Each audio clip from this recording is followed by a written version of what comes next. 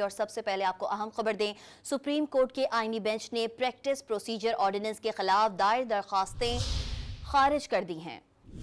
آپ کو بتائیں کہ سپریم کورٹ کے آئینی بینچ نے پریکٹس پروسیجر آرڈیننس کے خلاف دائر درخواستیں خارج کر دی ہیں۔ چیئرمین تحریک انصاف گوہر علی خان نے آرڈیننس کو چیلنج کیا تھا۔ جسٹس امین الدین خان کی سربراہی میں 7 رکنی آئینی بینچ نے سماعت کی اور اس سماعت کے بعد پریکٹس پروسیجر آرڈیننس کے خلاف درخواستیں خارج کر دی گئی ہیں۔ مزید جانتے ہیں ڈان نیوز کے نمائندے عمر مہتاب بڑھنی سے۔ عمر، اپڈیٹ کیجیے گا۔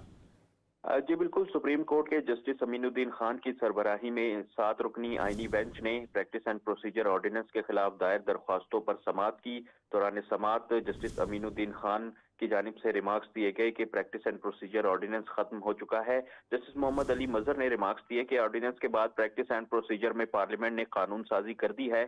درخواست گزار وکیل نے موقف اپنایا کہ آرڈیننس کے تحت کمیٹی کے ایکشن کو کالعدم قرار دیا جائے، جس پر جسٹس جمال خان مندوخیل نے ریمارکس دیے کہ قانون آ جائے تو آرڈیننس خود بخود ختم ہو جاتا ہے۔ جسٹس محمد علی مظہر نے ریمارکس دیے کہ آرڈیننس کے تحت بنی کمیٹی ختم ہو گئی، تاہم کمیٹی کے فیصلوں کو پاس اینڈ کلوز ٹرانزیکشنز کے تحت تحفظ حاصل ہے۔ جسٹس جمال خان مندوخیل نے ریمارکس دیے کہ آئین صدر پاکستان کو آرڈیننس جاری کرنے کا اختیار دیتا ہے۔